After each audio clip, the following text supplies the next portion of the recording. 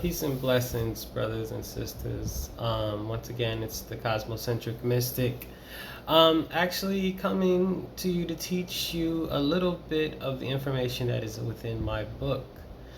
So the Oracle system that you see me on screen using, the cards, is developed out of this. So this was a presentation I did on the system years ago, and it still contains enough information to give you a basic understanding on what it is that I'm doing. A lot of this, however, has been circumvented by using the deck and the cards. You get to the what's called the judges, the left and right witness, in a faster manner. So my belief is that the system is called geomancy in the West, and in most places in Northern Africa. It's called Kat al Ramal in a lot of Indian and Arabian and the Muslim places. It's called Ramal Sastra in India. It's called Sikiti in Madagascar. It's called Ifa in Nigeria. In some parts of Western Africa, it's called Pa or Fa in Lagos and things of that, in places like that. And then Ifa over in the Caribbean and in places in America. And it's called Ifa because it uses the 16 symbols of energy. And so what those 16 symbols are is it's like the 4 elements in either a passive or active state, represented by either 1 or 2 dots. If in a passive state, you get 1 dot. If in an active state, in passive state, you get 2 dots. I'm sorry. Passive state, you get 2 dots. And if in an active state, you get 1 dot. And the elemental configuration goes fire, air, water, and earth. I'll get to that later. If you buy my book, it's all explained in the book. What I'll give you, and the book is called The Cosmocentric Mystic. What I'll give you today is a very brief, short, but complete understanding of keeping Gaelic geomancy. And through this, you will be able to get some understanding on what it is that I am doing each time I do a reading of the day, and if you're paying attention. So here we go. I'll start and I'll explain a little bit more if needed. So what is it? It's a system of divination that can be traced up to this point academically to the Islamic mystics. This is my kind of take on it because undeniably, wherever you find Islam, you find this system and these 16 symbols.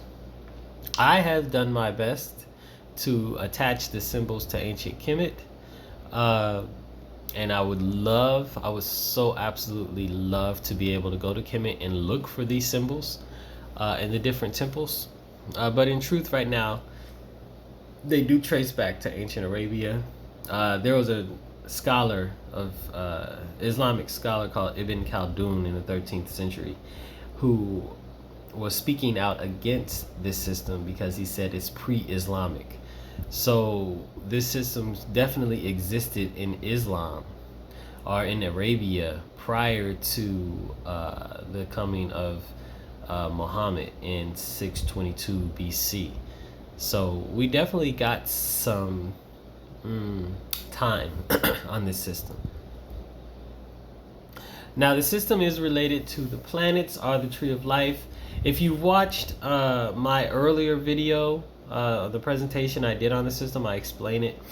But here is a simplistic understanding. So each of the figures are related to one of the planets, and my understanding, I have a great understanding in reference to working with the planets due to my association with the Asar Set Society.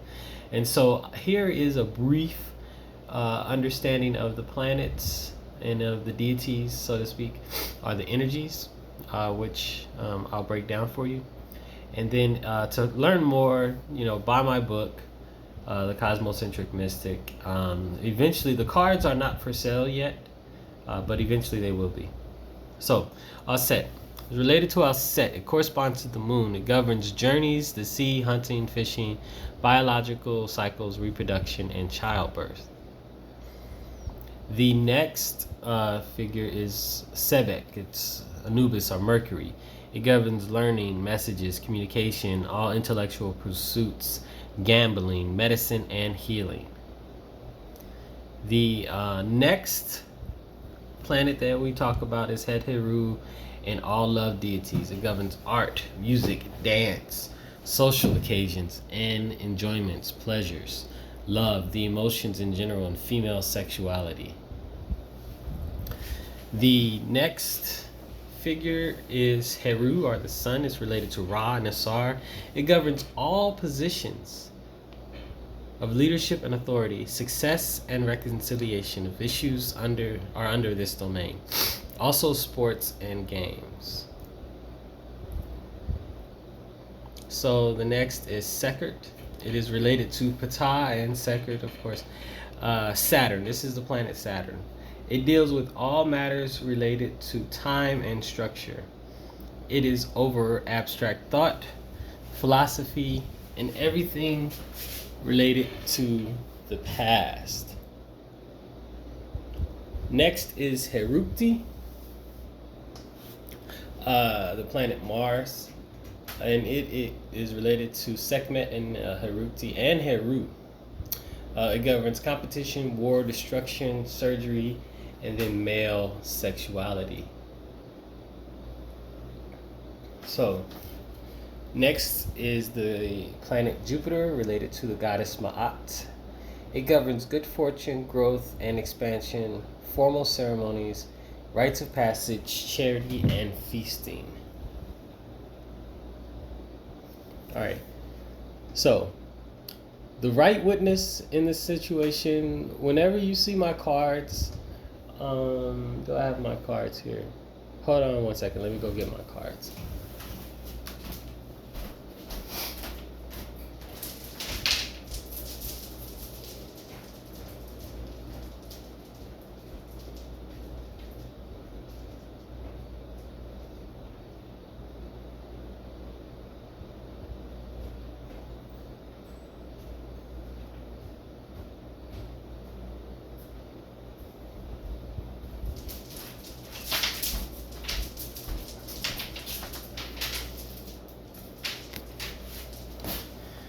So, this was a card I got yesterday called Moving Wisdom. This was related to me going downtown Silver Spring and doing my readings. So, this would be the right witness on this side. And when it's favorable, it implies a strong position in the beginning. When unfavorable, it implies a weak start. It also speaks to the attitude and agenda of the querent. It's also the past. All events leading to the past. The left witness, which will be this figure here, if favorable, implies what is sought after will benefit. If unfavorable, it implies that the quested will harm the person. So, when doing the cards, it's really difficult to tell which witness is right or left. You just pull, right? And so yesterday, I got this card, Moving Wisdom. In relationship to going out in downtown Silver Spring and doing readings, I really wanted to, and then I really didn't. Because there's a fear. There's a fear about going out into the public and doing this. That's a bold step. That's a bold move. Anyway, I ended up doing it. So, in this situation, this figure here is called Tanai. It's symbolic of Sebek. It represents thinking, but thinking to such a degree that it freezes actions to be told. So it's like a frozen type of thinking. And this figure here is Herukti. It means that you're moving forward with passion and zeal. And so those two combined together brought about a union, which is Shema. And so yesterday I ended up going downtown and doing readings, and I did have a conversation. I didn't make any sales. I didn't do any readings for anybody, but I got out there. And that was actually the most important part. Now I can go out and continue to go out, and like I've dealt with the energy, I've dealt with my emotions, and then I can go about and do this again. All right, this is gonna be a kind of a longer video because I'm gonna try to get through at least this part of the presentation. So, or at least this presentation. So I'm gonna move on. So that was the left witness.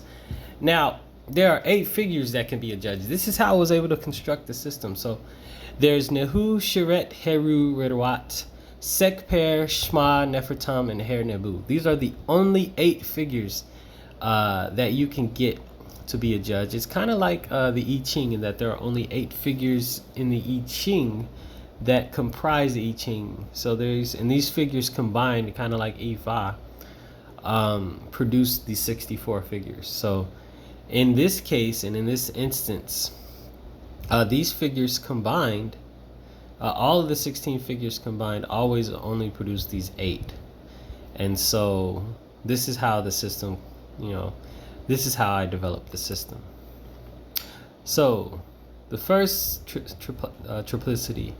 So when you read my book, you'll come up with, I'll show you how to do the shield chart in the book, which you get more information from the shield chart. The shield chart will tell you more definitively what's going on, but the shield chart takes such a long time to construct and then it takes a long time to arrive at the figures, that I believe this is why this divination system has remained so small in society. It's just because it's so complex.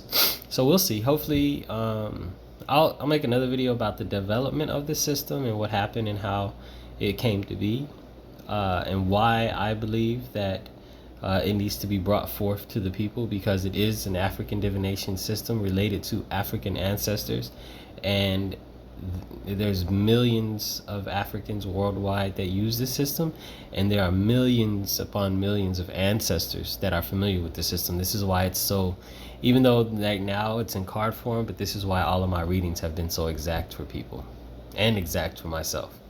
So the first triplicity is the first figure, the second figure, and the first result.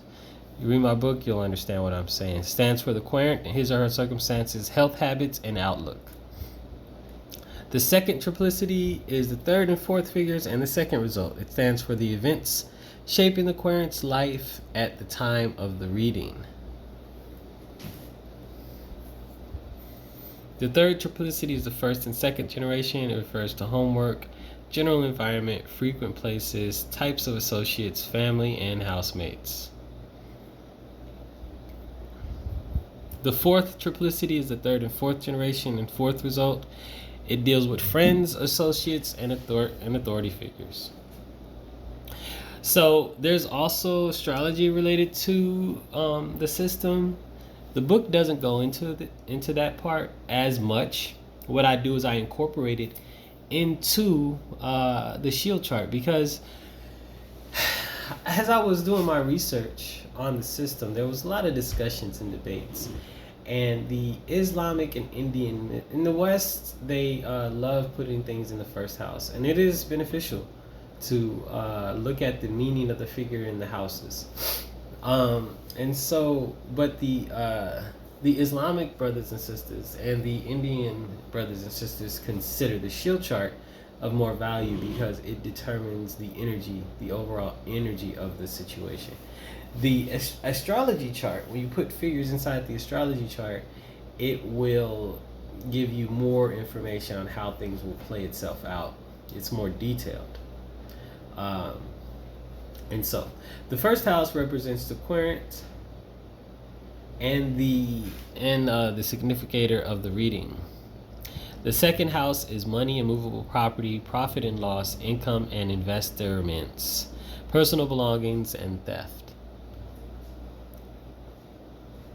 The third house, brothers and sisters, neighbors, and immediate surroundings, education from preschool to high school, advice, news, and rumors.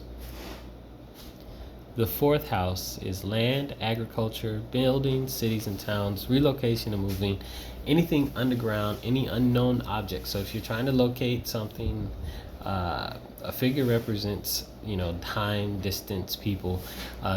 Here's where you would look to see where your object would be. Ancient places and old age, the querent's father, and the end of any matter. All plants is the fifth house is plants, fertility, pregnancy, children. Sexuality belongs here, letters, messages, and books. The sixth house is employees and people in all service profession, pets, domestic animals, illness, and injuries. The seventh house is intense human relationships. The spouse or lover belongs here, partnerships, agreements, treaties, conflict and competition, thieves, and enemies. The eighth house governs death, ghosts, and spiritual entities, circumstances affecting absent or missing persons. The ninth house is long journeys, travel, religion, spirituality, colleges, universities, adult education, arts, and dreams go to the ninth house. The 10th house is the career, your reputation, your position in society, politics, and weather. The 11th house is your friends, associates, promises, sources of helps, hopes, and wishes. The 12th house is the least pleasant parts of life. Deals with restrictions and limitations, debts, imprisonment, secrets, and enemies. So there are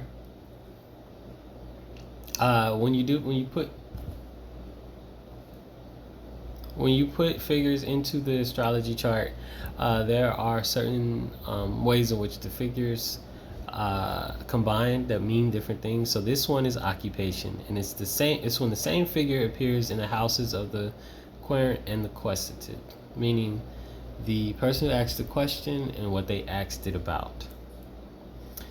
Conjunction is when one of the significators passes to a house next to one occupied by the other significator.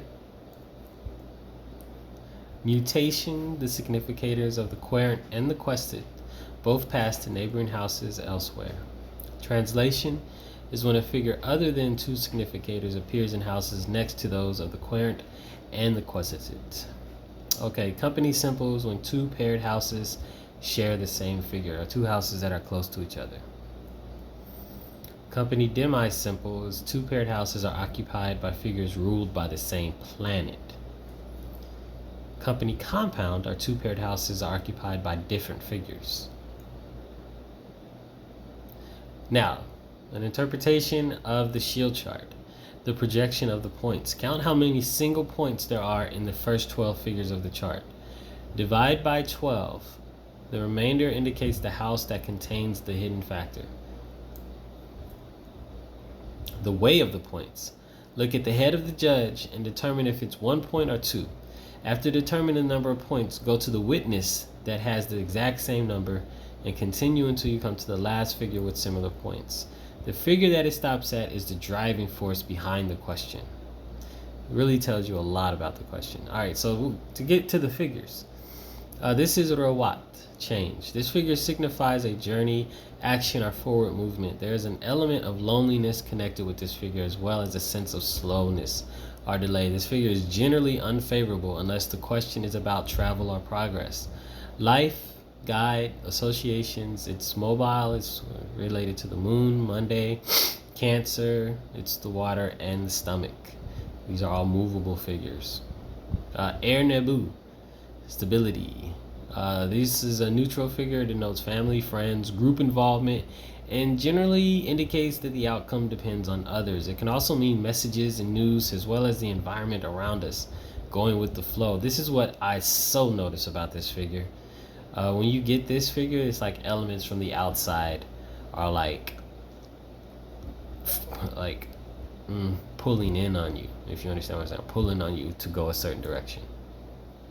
This is Shema, it means union or interaction. This figure signifies love, friendship, sexual attraction, contracts, agreements, and partnerships. A combination of forces for good or bad. It's a neutral figure. It also indicates the recovery of lost objects. Associations, it's mobile. It deals with Mercury, Virgo, and Wednesday, the earth, intestines, and the belly.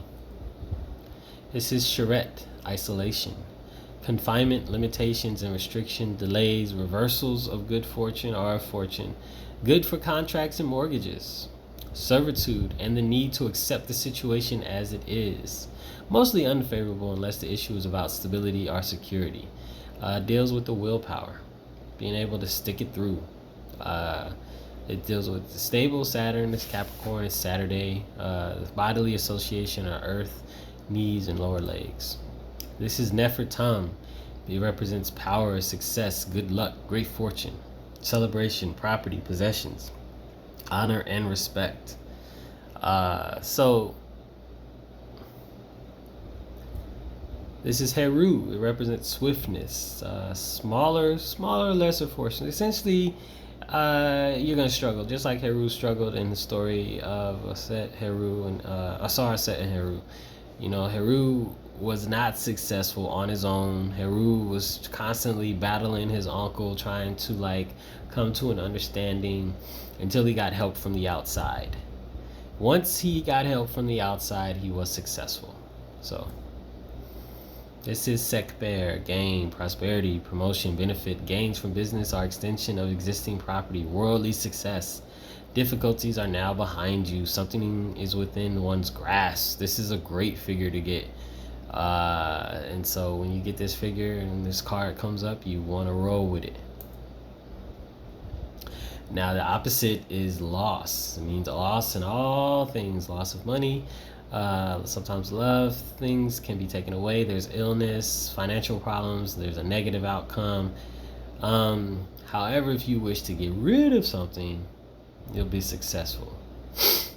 The one trick to this figure is that it also deals with love, and then when it comes up with love, usually that means something good is going to happen, because love requires loss of self, which is sacrifice. So next is Het Heru. It's joy, laughter, happiness, good luck, delight, beauty, good health, harmony, peace of mind, favorable for almost everything. I mean, things are great here. Like, you're about to just have a ball. So enjoy. The next figure is Sanem. It's unexpected disappointment, sadness, humiliation, loneliness, change for the worse, loss and destruction of something that has been carefully built up, illness, pain, unfavorable unless the issue involves building and the earth. A secret is kept. So this is Tanai. This is part of the figures, one of the figures I got earlier. It's illumination, wisdom, good results in business through moderation and careful decisions. Spiritual growth and harmony, patience, thoughtfulness, and the ability to balance all areas of life. Good for beginnings and profits, but favorable but weak.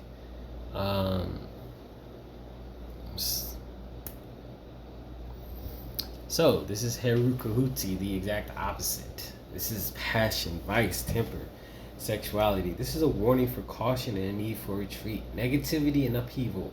Stop and listen to your inner voice to find the correct path to follow. Good in all that is evil, and evil in all that is good. So in this case, I got those last two figures related to going out last night and doing the readings. And so basically, I was thinking about it too hard, and I needed to call upon Herupti just to go and do it. Just get out there and do it. That's what Herupti represents, just to go get on nature. So it's neither good nor bad. It's just something, it's an energy to be called upon to get things done. So this is Sarit. It represents harmony. It's a girl. It's a lady. It represents purity, cleanliness, external appearances, including superficiality, indecisiveness, fickleness, good relationships with women, healing, nurturing, music, and the arts. Passivity, though. There is Renep, strife, young man, men, employee, rashness and combativeness, violence, traditionally good for love and war, but negative for other matters. It's a great energy that needs to be harnessed. It represents initiative and leadership. There is impulsive behavior here, but this is like, this figure, I always consider this figure like, going out and beginning a new enterprise. You need this type of energy if you want to go out and begin something new. You want to go out here and you want to call it, this is a Mars energy, just like Herupti. It's definitely Mars. So Rahu is the beginning. It's the head of the dragons, the head of the dragon. This is Rahu is a Indian term. because you can find this in Ramal Shastra in India. So it means a place of entry, new starts, birth and innocence, alertness and shrewdness, profit, both favorable and unfavorable, introversion, mysticism.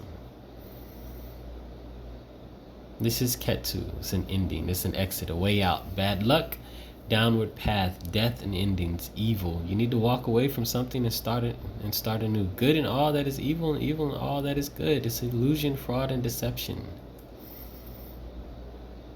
Well, I hope you enjoyed this short, brief presentation on the figures. I did this because the system wants to be out. Like the ancestors want me to teach this system. And so I am here teaching it. Hopefully you enjoyed the presentation. Peace and blessings.